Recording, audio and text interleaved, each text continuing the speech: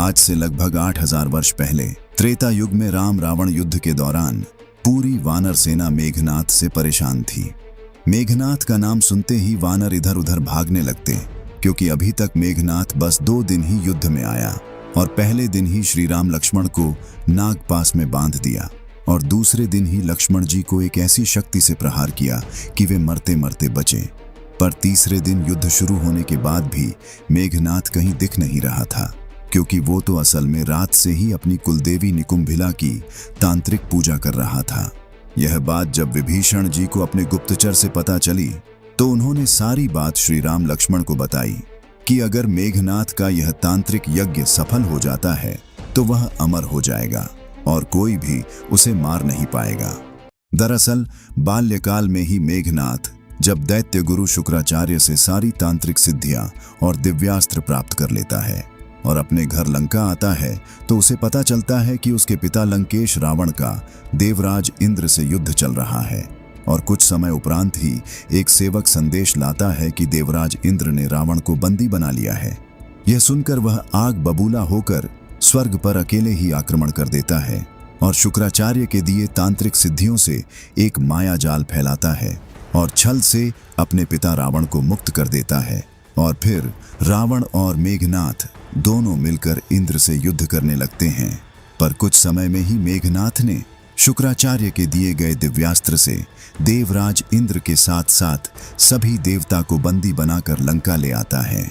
देवता के बंदी बन जाने से पूरी सृष्टि में असंतुलन फैल जाता है, इसलिए ब्रह्मा जी स्वयं लंका आते हैं और मेघनाथ को कहते हैं कि वो सभी देवता को मुक्त कर दें। इस पर मेघनाथ ब्रह्मा जी से कहता है कि अगर आप मुझे अमरता का वरदान दें तो ही ऐसा संभव है। फिर ब्रह्मा जी मेघनाथ को कहते हैं कि मैं तुम्हें हमेशा के लिए अमर होने का वरदान तो नहीं दे सकता, पर जब कभी भी तुम अपने कुलदेवी निकुंभिला का तांत्रिक यज्ञ करोगे तो यज्ञ के बाद उसमें से एक अजय रथ निकलेगा और उस पर सवार होकर तुम जब तक युद्ध करोगे तब तक तुम अमर रहोगे। इस वरदान की पूरी कहानी जब विभीषण जी ने श्री राम लक्ष्मण जी को बताई कि ब्रह्मा जी से मिले इसी वरदान को सिद्ध करने के लिए मेघनाथ आज कुलदेवी निकुंभिला का तांत्रिक यज्ञ कर रहा है, तो लक्ष्मण जी अत्यंत ही क्रोधित हो उठे और मेघनाथ के वध की शपथ ले ली कि आज वे मेघनाथ का वध अवश्य ही करेंगे। अगर वे ऐसा नहीं कर पाते हैं तो वे कभी भी श्री राम को अपना मुख नहीं दिखाएंगे।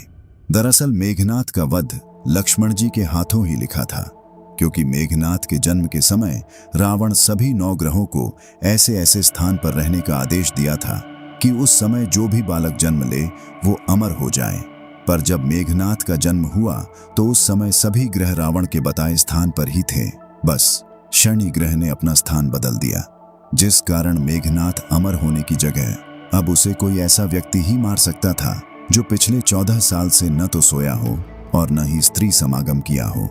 और संसार में सिर्फ लक्ष्मण जी ही थे जो पिछले 14 साल से न तो सोए थे और न ही स्त्री समागम किए थे, क्योंकि वे दिन में तो प्रभु राम के साथ रहते और रात को पहरा देते थे और नींद न आने का ये आशीर्वाद इन्हें उनकी माता सुमित्रा से प्राप्त हुआ था। अब लक्ष्मण जी विभीषण जी की अगुवाई में हनुमान जी, अंगद जी, नल नील आदि वानर वीरों के साथ लंका की कुलदेवी निकुंभिला के मंदिर में पहुंच जाते हैं और विभीषण जी के कहने पर सभी वानर वीर मंदिर के अंदर जाकर यज्ञ को विध्वंस करने में जुट जाते हैं। पर अभी भी मेघनाथ हार नहीं मान रहा था। वो वानर वीरों के गदा के प्रहार को सहते हुए यज्ञ को पूरा करने में लगा था। तभी अंगदजी ने बहुत सारा जल यज्ञ की अग्नि में डाल दिया। यज्ञ कुंड की अग्नि बुझ जाने से यज्ञ विध्वंस हो गया। इससे मेघनाथ बहुत ही जोर से चीखता हुआ बाहर आया और बाहर लक्ष्मण जी के साथ खरे विभीषण जी से बोला, हे कुलद्रोही देशद्रोही चाचा, आपको धिक्कार है। जहां लंका के साधारण निवासी भी नहीं आ सकते, वहां आपने शत्रु सेना को लाकर यह सिद्ध कर दिया कि आपको जीने का कोई अधिकार नहीं है। अब आपको मेरे यमअस्त्र से कोई नहीं बचा सकता।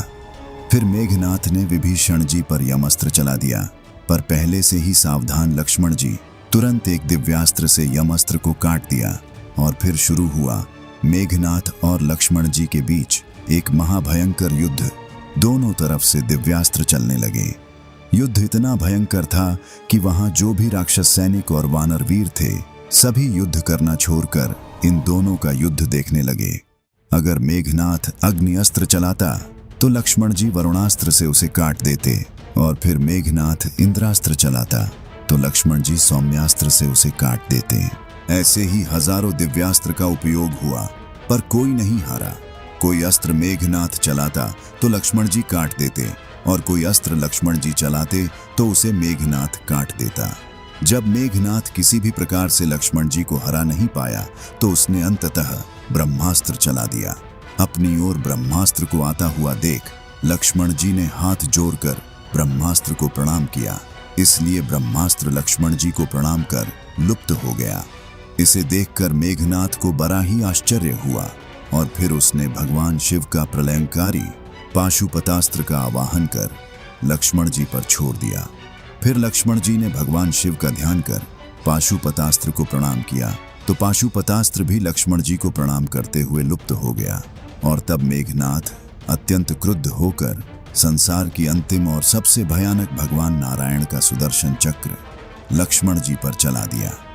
पर सुदर्शन चक्र लक्ष्मण जी की परिक्रमा कर लुप्त हो गया, और इतना देखकर मेघनाथ को विश्वास हो गया कि श्री राम और लक्ष्मण मनुष्य नहीं, स्वयं भगवान हैं। और इसके बाद मेघनाथ युद्ध भूमि से गायब हो गया। इस पर लक्ष्मण जी को लगा कि मेघनाथ युद्ध भूमि छोड़कर भाग गया, पर विभीषण जी ने उन्हें समझाया कि वह बड़ा ही मायावी है, हमें सावधान रहना चाहिए। लक्ष्मण जी सावधान होकर मेघनाथ को इधर उधर खोज रहे थे, पर दरअसल मेघनाथ तो लंका गया था अपने पिता लंकेश रावण को ये बताने की श्री राम और लक्ष्मण नर नहीं, कोई अवतार है जिस पर ब्रह्मास्त्र, पाशुपतास्त्र और सुदर्शन चक्र का भी कोई असर नहीं हुआ, और अगर वे राक्षस जाति का संपूर्ण अंत होने से बचाना चाहते हैं तो श्री राम की शरण में चले जाएं। पर अहंकारी रावण को ये बातें अच्छी नहीं लगी, और वो मेघनाथ को कायर बोल दिया। इससे मेघनाथ क्रोधित होकर पुनः युद्ध भूमि में आ गया, और फिर शुरू हुआ लक्ष्मण और मेघनाथ का अंतिम युद्ध। अब फिर माया और दिव्यास्त्र से मेघनाथ लक्ष्मण जी से युद्ध करने लगा, और अब वो वानर वीर को भी क्षति पहुंचाने लगा। इससे क्रोधित होकर लक्ष्मण जी ने एक बाण को राम जी की शपथ दिलाकर मेघनाथ की तरफ छोड़ दिया, और कुछ ही समय में मेघनाथ का सिर कटकर भूमि पर गिर गया। पूरी वानर सेना जीत की जय जयकार करने लगी, और इस प्रकार हुआ रावण के सबसे शक्तिशाली पुत्र मेघनाथ का अंत। और ये वीडियो जिसमें हम देखेंगे कि क्यों मृत्यु के बाद एक हनुमान भक्त को नर्क की सबसे भयावह वैतरणी नदी की यात्रा पर जाना पड़ता है, और क्या होता है उसके साथ।